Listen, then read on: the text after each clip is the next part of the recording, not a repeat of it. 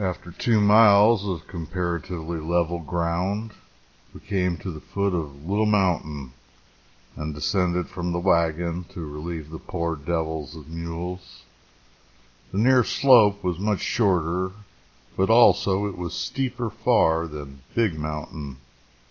The counter slope was easier, though by no means pleasant to contemplate, with a chance of an accident to the brake, which in all inconvenient places would part with protecting shoe sole.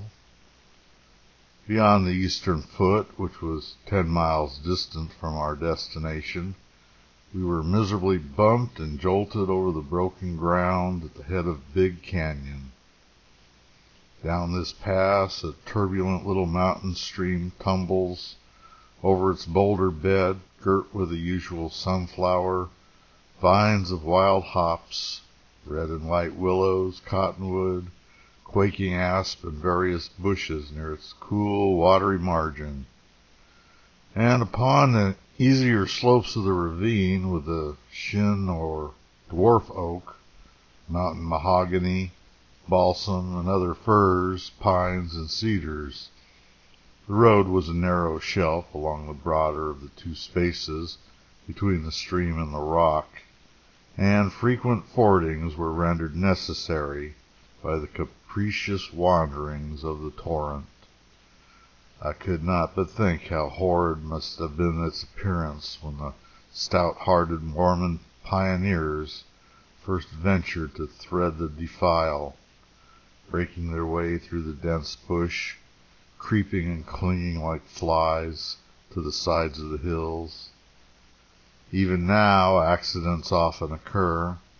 Here, as in Echo Canyon, we saw in more than one place unmistakable signs of upsets in the shape of broken spokes and yoke bows. In due time, emerging from the gates and portals and deep serrations of the upper course, we descended into a lower level. Here Big, now called Emigration, Canyon gradually bulges out, and its steep slopes of grass and fern, shrubbery, and stunted brush fall imperceptibly into the plain. The valley presently lay full before our sight. At this place the pilgrim emigrants, like the Hajis of Mecca and Jerusalem, give vent to the emotions long pent up within their bosoms, by sobs and tears, laughter and congratulations, psalms and hysterics.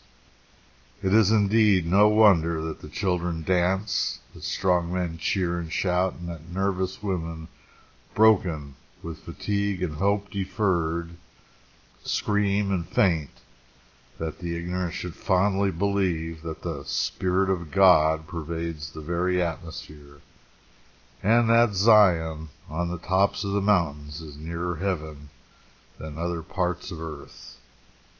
In good sooth, though uninfluenced by religious fervor, beyond the natural satisfaction of seeing a brand new holy city, even I could not, after 19 days in a mail wagon, gaze upon the scene without emotion.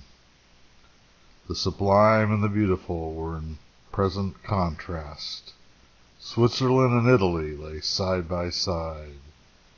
The magnificent scenery of the past mountains and ravines still floated before the retina, as emerging from the gloomy depths of the Golden Pass, the mouth of Emigration Canyon is more poetically so called, we came suddenly in view of the holy valley of the West.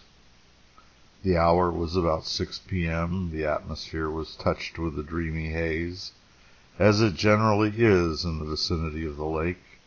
A little bank of rose-colored clouds, edged with flames of purple and gold, floated in the upper air, while the mellow radiance of an American autumn, that bright interlude between the extremes of heat and cold, diffused its mild, soft luster over the face of the earth. The sun, whose slanting rays shone full in our eyes, was setting in a flood of heavenly light behind the bold, jagged outline of Antelope Island, which, though distant 20 miles to the northwest, hardly appeared to be 10. At its feet, and then bounding the far horizon, lay a band of burnished silver, the great salt lake, that still innocent Dead Sea. Southwestward, also, and equally deceptive as regards distance, rose the boundary of the valley plain, the Ochre Range, sharply silhouetted by a sweep of sunshine over its summits. Against the depths of an evening sky in that direction, so pure, so clear, that vision, one might fancy, could penetrate behind the curtain into regions beyond the confines of man's ken. In the brilliant reflected light, which softened off into a glow of delicate pink, we could distinguish the lines of brigands, coons, and other canyons, which water has traced through the wooded flanks of the ochre down to the shadows, already purpling the misty benches at their base. 3 distinct, in several shades, light azure, blue, and brown blue, graduated the distances, which extended at least 30 miles. The undulating valley plain between us and the Ochre Range is 12.15 miles broad and markedly concave, dipping in the center like the section of a tunnel, and swelling at both edges into benchlands which mark the ancient bed of the lake.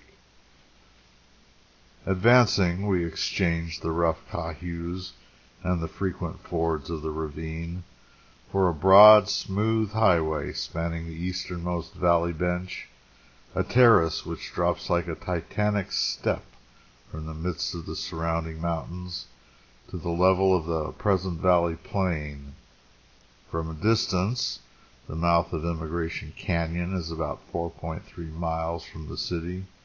Zion, which is not on a hill, but on the contrary lies almost in the lowest part of the river plain, is completely hid from sight, as if no such thing existed. A little to the north of Emigration Canyon, and about 1 mile nearer the settlement, is the Red Butte, a deep ravine whose quarried sides show mottlings of the light ferruginous sandstone which was chosen for building the temple wall. A little beyond it lies the single city of the dead, decently removed 3 miles from the habitations of the living. And further to the north is City Creek Canyon, which supplies the saints with water for drinking and for irrigation. Southeast of Emigration Canyon are other ravines, Parley's, Mill Creek, Great Cottonwood, and Little Cottonwood, deep lines winding down the timbered flanks of the mountains, and thrown into relief by the darker and more misty shading of the further flank walls. The benchland then attracted our attention. The soil is poor, sprinkled with thin grass, in places showing a suspicious whiteness, with few flowers and chiefly producing a salsolaceous plant like the English samphire. In many places lay long rows of bare circlets, like deserted tent floors. They proved to be ant hills, on which light ginger-colored swarms are working hard to throw up the sand and gravel that everywhere in this valley underlie the surface. The eastern valley bench, upon whose western declivity the city lies, may be traced on a single clear day along the base of the mountains for a distance of 20 miles. Its average breadth is about 8 miles. After advancing about 1.5 mile over the bench ground, the city by slow degree broke upon our sight. It showed, one may readily believe, to special advantage after the secession of Indian lodges, Canadian ranchos and log hut mail stations of the prairies and the mountains. The site had been admirably chosen for drainage and irrigation, so well indeed that the Deus Ex Machina must be brought in to account for it. About 2 miles north and overlooking the settlements from a height of 400 feet, a detached cone called Ensign Peak or Ensign Mount rises at the end of a chain which, projected westward from the main range of the heights, overhangs and shelters the northeastern corner of the valley. The city, it is about 2 miles broad, runs parallel with the right bank of the Jordan, which forms its western limit. It is 12 to 15 miles distant from the western range, 10 from the debouchure of the river, and 8 to 9 from the nearest point of the lake, a respectful distance which is not the least of the position's merits. It occupies the rolling brow of a slight decline at the western base of the Wasatch, in fact the lower but not the lowest level of the eastern valley bench. It has thus a compound slope from north to south on the line of its water supplies and from east to west, thus enabling it to drain off into the river. The city revealed itself as we approached from behind its screen, the inclined terraces of the upper tableland, and at last it lay stretched before us as upon a map. At a little distance the aspect was somewhat oriental, and in some points it reminded me of modern Athens without the Acropolis. None of the buildings, except the prophet's house, were whitewashed.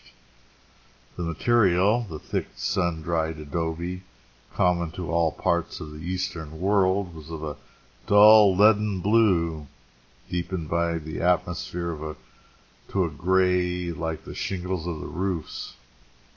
The number of gardens and compounds, each tenement within the walls, originally received 1.5 square acre, and those outside from 5 to 10 acres according to their distance. The dark clumps and lines of bitter cottonwood, locust, and acacia, poplars and fruit trees, apples, peaches, and vines, how lovely they appeared after the baldness of the prairies.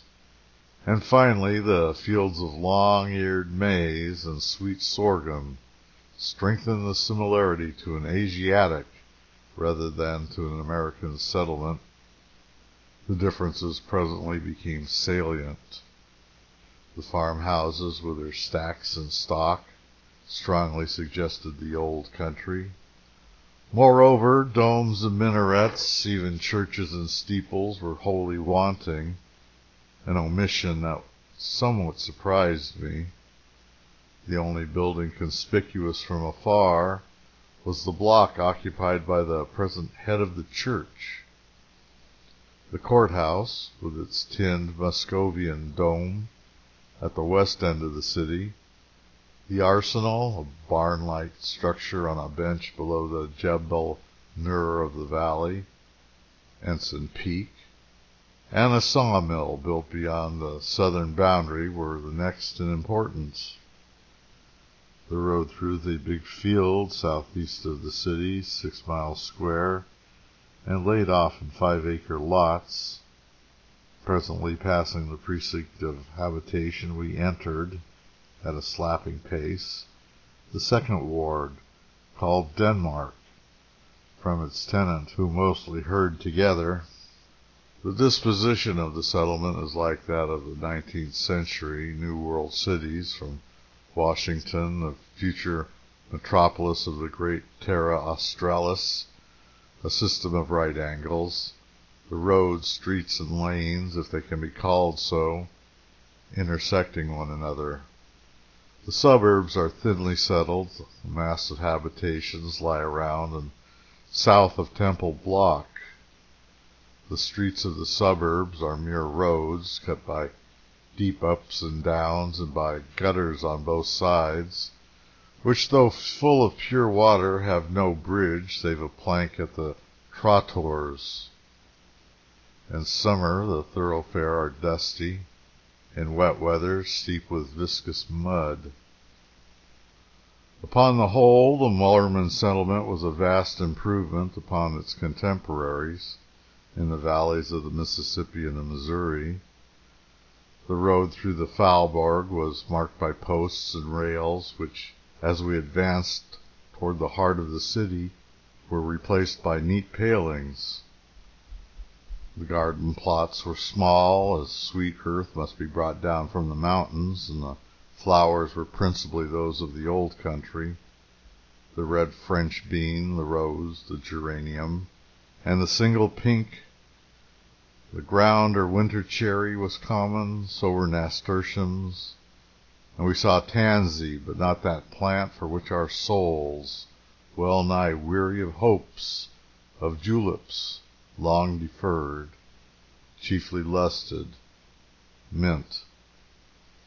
The fields were large and numerous, but the saints have too many and various occupations to keep them Moravian-like neat and trim. Weeds overspread the ground. Often the wild sunflower tops outnumbered the heads of maize. The fruit had suffered from an unusually nipping frost in May.